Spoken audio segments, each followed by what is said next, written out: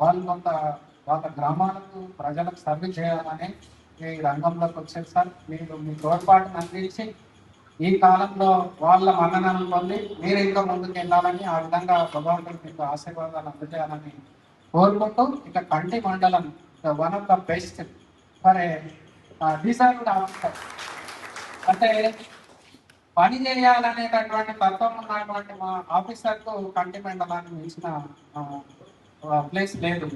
ఇంతకుముందు నూతన్ కుమార్ సార్ ఉండే special officer గారు. సార్ ఫస్ట్ అపాయింట్మెంట్ అయినప్పుడు సార్ ముఖ్యుడు మనిషి అనమాట, ఏదన్నా మొక్క మీద చెప్పేటప్పుడు అనుకోకుండా ఏమైందంటే ఆయన చాలా ఎదుగుతున్న కొద్ది పంచాయతీరాజ్ డిపార్ట్మెంట్ లో ఒక జడ్పీటీసీగా ప్రస్థానం మొదలు పెట్టింది. ప్రజల సమస్యలు దగ్గరగా తెలుసు.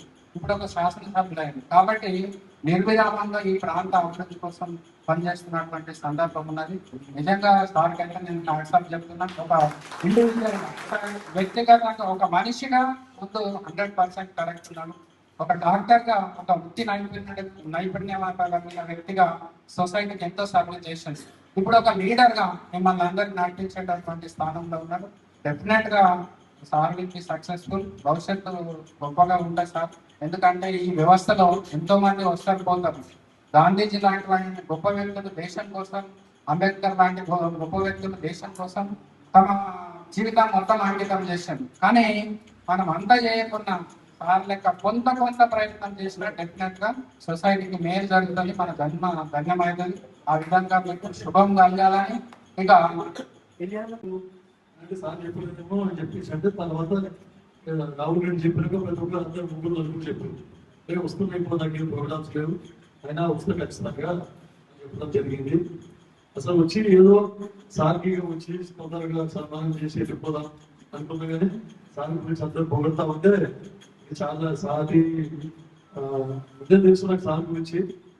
తర్వాత ఇక్కడికి వచ్చిన తర్వాత ఇంకా క్లోజ్ అయ్యి సరే ఇంట్లో పనిచేసిండు సార్ అనేది బాగా నేను కూడా, ఎందుకంటే నేను అడుగుతుంటే సార్ ఎట్లుంది అని చెప్పేసి అన్ని మండలాల గురించి కూడా సార్ అడుగుతాను.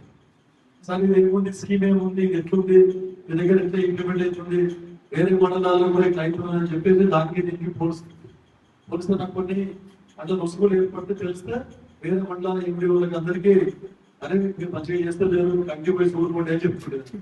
అట్లా సార్ ఎందుకంటే మీరు అర్థం చేసుకోండి, పొద్దున్న 8 గంటల వరకు వికారాబాద్కి వచ్చి ఫీల్డ్ మీద ఉండడం అంటే ఎంత నిష్ఠతో పనిచేస్తారు సార్ అని చెప్పేసి మనం అర్థం చేస్తున్నాం.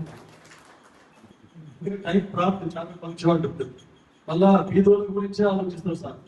గవర్నమెంట్ ప్రభుత్వ పథకాలు ఏవైతే ప్రతి పేదవానికి చేరే విధంగా ఎవరైనా ప్రభుత్వ అధికారుల ముఖ్య ఉద్దేశమే అది. వాళ్ళకు గవర్నమెంట్ జీతం ఎందుకు ఇస్తున్నది? గవర్నమెంట్ జీతం అంటే ప్రజా సేవకులు, వాళ్ళు ప్రజలతోనే వచ్చిన పనులతోనే వాళ్ళకి జీతాలు ఇస్తాం. సో ఆ జీతానికి తగ్గట్టుగా పనిచేయాలని చెప్పేసి నేను ఎప్పుడు చెప్తా ఉంటాను. సార్ మీరు అక్కడ నుంచి ఇంత దూరం వచ్చి 150 కిలోమీటర్లు ఇంత దూరం, అది టైం వస్తున్నారు మనం. నాకు కూడా టైం ఏదంటే కరెక్ట్ గా టైం ఒక హాఫ్ అన్ అవర్ అటు ఇటు కరెక్ట్ గా నేను కూడా టైం మెయింటైన్ చేస్తాను. కానీ ఒకసారి నాకు ఏమైపోతుంది, అందరికీ నేను ఏం చెప్తా ఉంటా, వద్దు శాతం 3 గంటలు వద్దు అంటే కూడా ఏ ప్రోగ్రామ్ పోయినా శాతం 4 మంది చేస్తే ఆనే అర్ధగంట లేట్ అయిపోతుంది. వేరే ప్రోగ్రామ్ పోయేసరికి హాఫ్ అన్ అవర్ లేట్ అవుతుంది. అట్లా రోజు 5-6 ప్రోగ్రాంలు పెట్టుకుంటే ప్రతి ఒక్కొక్క ప్రోగ్రామ్ దగ్గర అర్ధగంట లేట్ అని అంటే ఇక మళ్ళీ అదే పరిస్థితి ఏర్పడుతుంది. కాబట్టి అంటే కాకుండా ఇక ఇంకో ఉదాహరణ ఇప్పుడు ఎంప్లాయీ ఆయన ఎక్కడ ఉద్యోగం అంటే జోగిపేట సార్ ఆర్ఎన్కే ట్రాన్స్ఫర్ చెప్పి సార్ ఇలా ఖాళీ ఉన్నదని చెప్పేసి వస్తుంది. అంటే 150 కిలోమీటర్ల దూరంకి వెళ్ళి వచ్చి ఎండిఓ పనిచేస్తుంది. ఆయన క్లర్క్ జాబ్ పోతాడు, కంటెస్ట్ జోగిపేట పోతాడు, మళ్ళీ జోగిపేటకి వెళ్ళి వస్తాడు. ఆయన ట్రాన్స్ఫర్ కావాలంటారు ఆయనకి. ఇక నేనేమో ముక్కుసూటిగా మాట్లాడితే కొన్ని నాకు నష్టం జరుగుతుంది చాలా, ఒక మీదనే చెప్పేస్తుంది. ఏమో 45 ఏళ్ళు ఉండే నీకు అంతే, మరి నీ ఉద్యోగము పక్కకి జోగిపెట్లా 40 నిమిషాల లోపల నువ్వు పోతావు జోగిపెట్టుకు, ఆడ పని చేసి విడిచిపెట్టి ఆర్ఎన్కేడ్ కావాలంటే ఎందుకు అవసరం లేదు, నువ్వు ఆడి పని చేయవు, నీకు అందులో చెప్పి అని చెప్పేసి పని చేసింది. ఏదైనా సమస్య ఉన్నది నిజంగా వాళ్ళకి ఏదైనా హెల్త్ ప్రాబ్లమ్ ఏదైనా ప్రాబ్లమ్ ఉన్నది అంటే ఖచ్చితంగా మనమే చేపిస్తాం. అట్లా నేను ఇప్పుడు విద్య గురించి చెప్పి సార్ ఎవరు టీచర్లు ఉన్నా నేను డిప్యుటేషన్ ఎవరిని కూడా నేను బయటకు పంపాను. కొత్త డీఓ రాగానే కూడా ఉంటుంది, సార్ మీరు చాలా స్ట్రిక్ట్ అంట, మీరు అసలు కానీ అసలు డిప్యుటేషన్ ఇవ్వనంటే ఎవరికి బయటికి అవును కరెక్టే అమ్మా, మా పిల్లలకు చాలా అన్యాయం జరుగుతుంది కాబట్టి మా దగ్గర ఎవరైతే ఉన్నారో టీచర్లు అక్కడ బయటకి తీసుకపోకండి, బయట టీచర్లను మా దగ్గరికి తీసుకురండి. సంతోషం, ఎన్ని ఏజెంట్స్ ఉన్నాయో ఎంతమందిని తెచ్చినా వద్దాను. ఇక మనోళ్ళు ఇక మా వెంకటరెడ్డి సార్ స్పెషల్ ఆఫీసర్ గురించి చెప్తారు. వచ్చిన ఇక్కడ ఛార్జ్ తీసుకోవడం ముందే సార్ నాకు ట్రాన్స్ఫర్ చేయండి సార్ అక్కడ మళ్ళా అని చెప్పేసి మన ప్రాంతంలోని నువ్వు అన్ని తెలుసుకోని కదా, మన ప్రాంతం గురించి మనం పని చేయకపోతే ఎట్లా సార్ అట్లా కాదు, నీకేమో ఒక 3-4 నెలలు పని చేయదు, తర్వాత నేను చేపిస్తాను.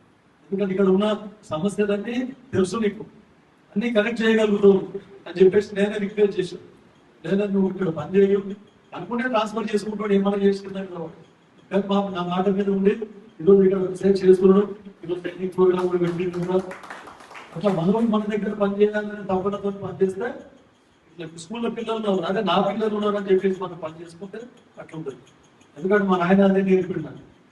అట్లా తిరుగుతుండే నాకు జడ్పీ తీసుకున్నప్పుడు 2 రోజుల కంటే ఎక్కువ హైదరాబాద్ పోతే మీరు పనికిరాదు ప్రజా జీవితంలో మీ భార్య పిల్లలతో వెళ్ళిపోయి అక్కడ నుండి